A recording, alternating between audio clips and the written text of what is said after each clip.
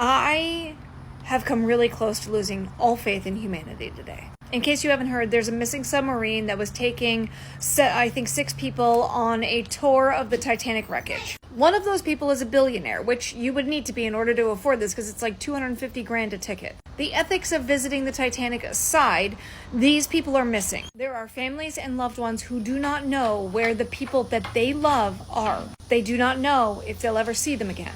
I don't care how much money those people have. They're humans. I was scrolling through the comments on a video that was talking about this, and people were like, oh no, the world has one less billionaire, or oh no, let me feel bad for the poor billionaire. Have we gotten so hyper-focused on somebody's net value that we've lost the human in there? Has the envy crept so much into the heart of humanity that we can't see humans? I don't know the statistics on billionaires, but when it comes to millionaires, 78% of them inherited $0. 78% of them are self-made millionaires. I think all of us collectively could say we would love to be in their shoes, and it's nice to know that 78% of them have done it. Well, why not us? What we can do is we can study and look and go, how did they get there? Because if they didn't have the additional opportunities, maybe I don't need them either. I see it as a point of hope, as a point of a future, a point of something that we can go, hey, maybe we can rise above and achieve that. Billionaire, obviously, significantly harder. However, some people are doing it. And if some people are doing it, that must mean that it's somehow accessible. Far-fetched, but accessible. And if nothing else, all of these people own companies that we work for. See, somebody like Elon Musk is not walking around with $1 million in his pocket. In fact, I would bet that he has very little liquid assets. Meaning cash. Like, the cash in his bank account is probably not as substantial as anybody would think it is. Because he has his money locked up in things like Tesla and SpaceX and Twitter. Whatever other investments that they're choosing to invest in. And the majority of those investments are actually what keep our economy going. It keeps people employed. It allows us to be able to purchase goods, import, export, auto, energy. The people that it seems like everybody is envying in these comments and are speaking terrible things of are the ones who are actually owning what we're able to utilize. Out of all the millionaires that I've met, there's only been one that I just thought was a pompous jerk. The rest of them, generally pretty normal. Most recently, I was talking to somebody who lives in a $3 million house, has a fancy title, husband has a fancy title, and I was like, man, I like your bag. She was like, thanks, I got it for $30 on Amazon. I was like, what?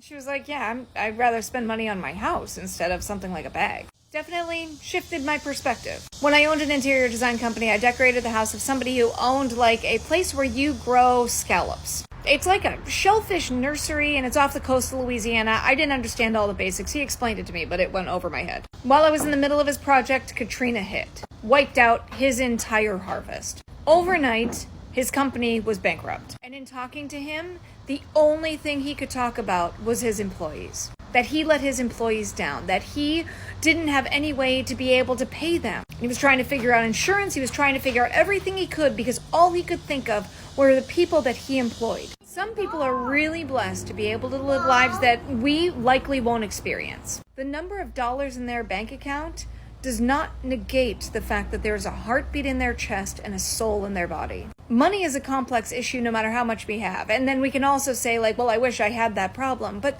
that problem needs a whole different tool set than anybody teaches. We don't have to burn with envy because we're not having the same experience as somebody else. What we can do is look at somebody else's experience and say, hey, you know what? Maybe I can do that too. I'm not supposed to live somebody else's story and they're not supposed to live my story. But again, the one thing we're all going to have in common is that we are just trying to live out that dash between our born on date and our death date. And there are people missing who may have come to the end of that dash. They're people with families that love them. They lay their heads on pillows every night and go to sleep just like we do. Their homes may be bigger and their finances may be more secure, but there's still troubles in their lives. It's not trouble-free, it's just different troubles. At the risk of sounding all kumbaya, let's really stop and think about the humanity of other people that we tend to envy or potentially even hate. Disdain for a people group says a lot more about us than it says about them. Because I'm fairly certain all of us, if given the same tools, resources,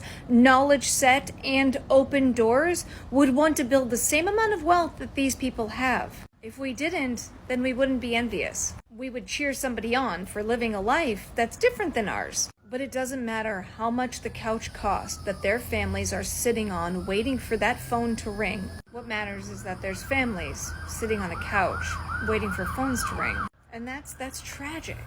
What's also tragic is who's going to run the company that he leaves behind if he is lost. Because there are jobs and there are families and there are people behind him as well who are working for his company. I don't know how involved he is in the day-to-day business, but if he's actively involved, then there's a company without a leader. And there are families who count on that company. We don't live on this planet alone. And even if we don't feel connected to people, that doesn't mean we're not. So care for and love your fellow humans, even if they have something that you feel like you'll never be able to get. And then continue to write your story, because you don't know how it ends until you find the end of your dash. If these people did it, why not you?